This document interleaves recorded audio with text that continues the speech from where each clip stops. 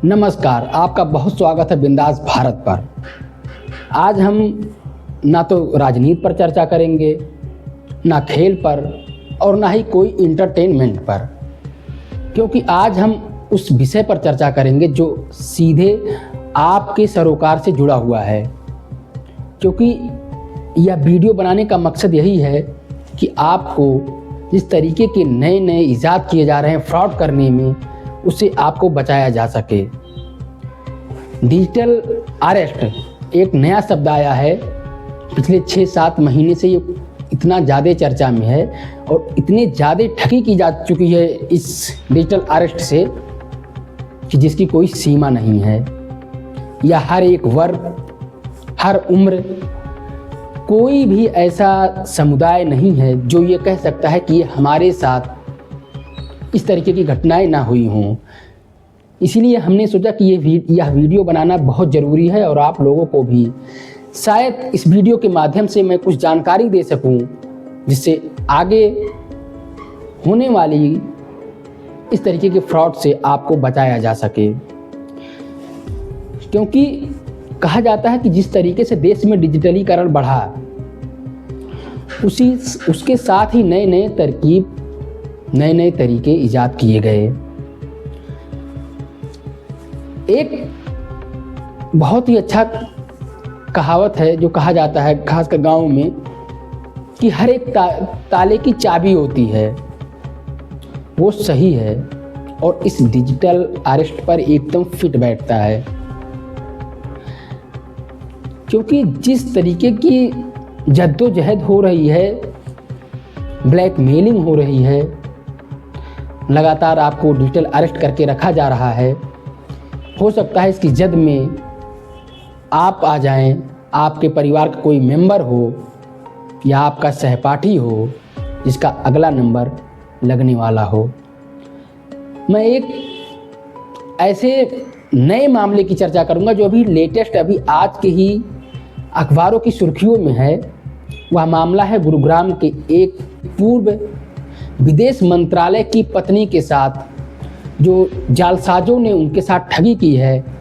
यह मामला अभी 2024 के अक्टूबर के लास्ट यानी 25 अक्टूबर को पहला कॉल आता है इस महिला के पास, व्हाट्सएप कॉल आता है और इनको बताया जाता है कि आपका पार्सल जिसको चीन भेजा जा रहा है उसमें कुछ पैसे हैं और ड्रग्स के साथ पकड़ा गया है।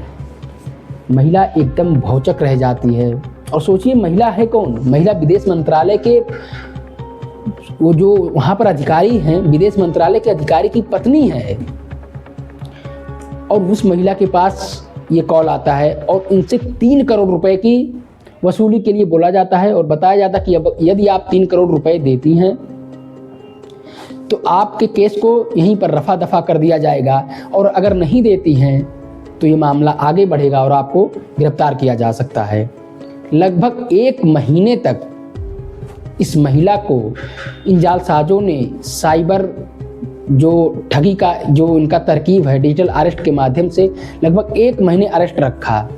जब जालसाजों ने महिला को सीबीआई, ईडी का डर दिखाया और बताया कि आपके नाम वारंट इशू है, तो महिला ने अपने एफडी म्यूचुअल अकाउंट से 2.25 करोड़ रुपए निकालकर और बताए गए नंबर पर, अकाउंट नंबर पर 2.25 करोड़ रुपए ट्रांसफ़र किए। इसके बाद भी ये साइबर फ्रॉड जो लोग हैं ये नहीं रुके, महिला के साथ लगातार कांटेक्ट में रहे, महिला को फ़ोन करते रहे, यहाँ तक महिला के हालचाल भी लेते रहे, उनको विश्वास दिलाते रहे कि हम आपके साथ कुछ नहीं होने देंगे, और ऐसे बात करते थे जैसे वो रियल ऑफिसर हों। ये जालसाज करने वाले लोग यहीं पर नहीं रुके, इसके जब और आगे बढ़े, जब महिला को और टॉर्चर करने लगे, तब महिला ने अपना मालिबू टाउन के पास एक मकान था जो उन्होंने 3 करोड़ रुपए में बेच दिया। हालांकि जांच अधिकारी ने बताया कि इस मामले की जांच की जा रही है और महिला ने जिस अकाउंट में पैसे ट्रांसफ़र किए थे उस अकाउंट को फ्रीज कर दिया गया है। लेकिन सोचिए कोई पहला मामला नहीं है, एक और ऐसा ही मामला 2024 में ही दिल्ली से सटे नोएडा के एक शख्स का है जिनका नाम राकेश कुमार सिन्हा है। उनको भी लगातार कॉल आता था, वीडियो कॉल आता था, उसमें कभी पुलिस अधिकारी बनकर, कभी सुप्रीम कोर्ट का अधिकारी बनकर कॉल करता था, और पूरा बाकायदा एक स्ट्रक्चर्ड वेल तरीके से। ऐसी बात नहीं है कि वो ऐसे पूरा उनका एक, अगर पुलिस स्टेशन है तो पुलिस स्टेशन पूरा दिख रहा था कि हाँ जैसे रियल पुलिस स्टेशन हो। उनके पास कॉल आया, उनको लगातार 4 दिन तक डिजिटल अरेस्ट रखा गया। उनको बताया गया कि आप जिस आधार नंबर को यूज कर रहे हैं, जो आपका आधार नंबर है, इससे 300 करोड़ रुपए का चिट फंड घोटाला हुआ है, और यही आधार नंबर उस चिट फंड घोटाले में यूज किया गया है। यानी उसके बाद राकेश सिन्हा से 1 करोड़ 20 लाख रुपए ऐंठे। जब राकेश सिन्हा ने पुलिस में शिकायत की, उसके बाद फिर जांच चल रही है। लेकिन यही मामला है कि इस तरीके की मामला, ये लगातार, ये ऐसे मामले हैं जो पेपर के कटिंग के, पेपर के हेडलाइन बन पाए। सोचिए, न जाने कितने ऐसे मामले हैं छोटे छोटे गांवों में, कस्बों में, जो वहीं पर दफन हो गए जहां से वो शुरू हुए। जो ही उन्होंने पैसे दिए, पैसे ट्रांसफ़र किए, वो डर से किसी को ना बताए, ना तो अपने परिचित को, ना अपने मित्र को, ना अपने रिश्तेदार को, और वो मन ही मन में दफन होकर रह गए। प्रधानमंत्री नरेंद्र मोदी ने ही अपने पिछले मन की बात कार्यक्रम में इस विषय को उठाया था। उन्होंने बताया कि इस तरीके के जो साइबर फ्रॉड हो रहे हैं, ये पूरी तरीके से फ्रॉड हैं। कोई भी जांच अधिकारी, कोई भी एजेंसी इस तरीके से फ़ोन पे कॉल नहीं करेगी, फ़ोन पर आपसे पूछताछ नहीं करेगी, और ना ही फ़ोन पर केस को रफा दफा करने की बात कहेगी। यदि कोई भी अधिकारी फ़ोन कॉल करता है, फ़ोन पर आपसे पैसे मांगता है, तो आप उसकी सूचना ज़रूर दीजिए। और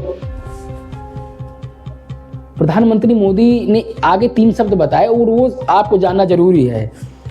उन्होंने कहा कि यदि आपके पास इस तरीके के फ़ोन कॉल आता है तो 3 स्टेप ज़रूर लीजिएगा।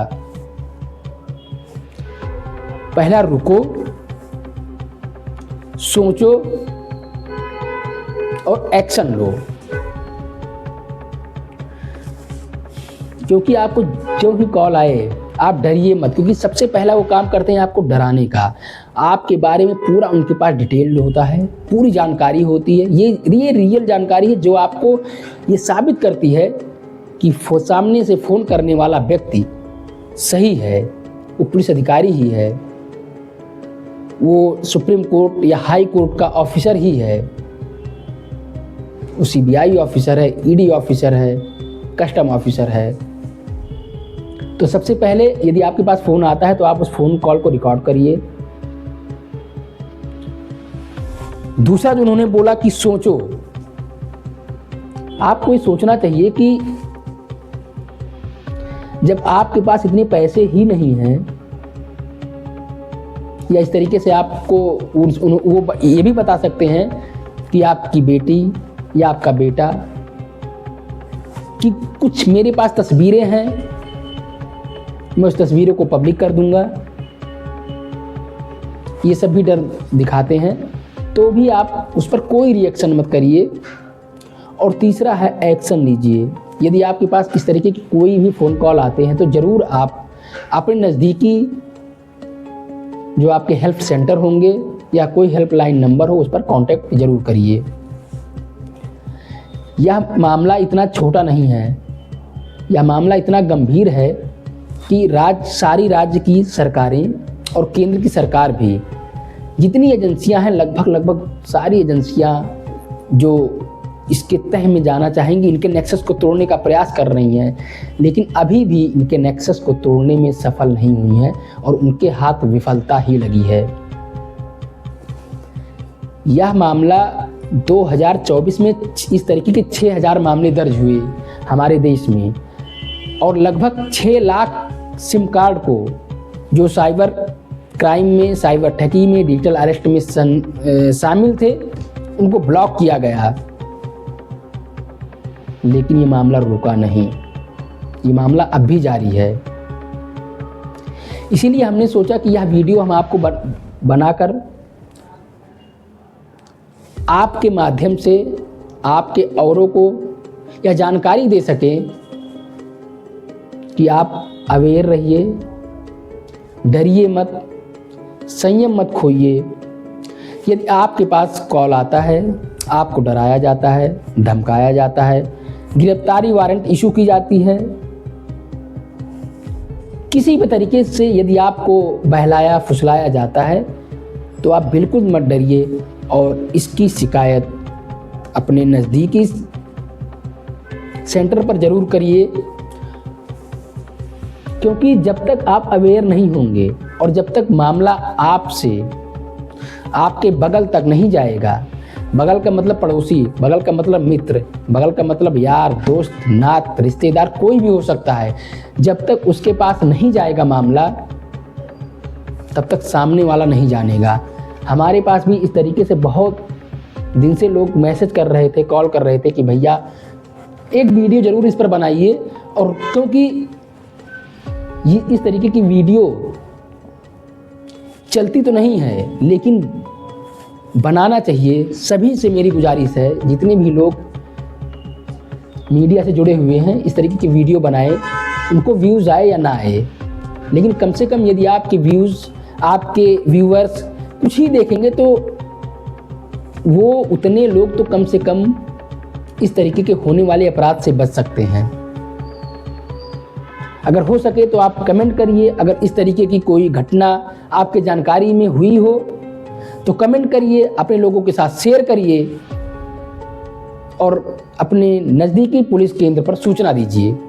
धन्यवाद।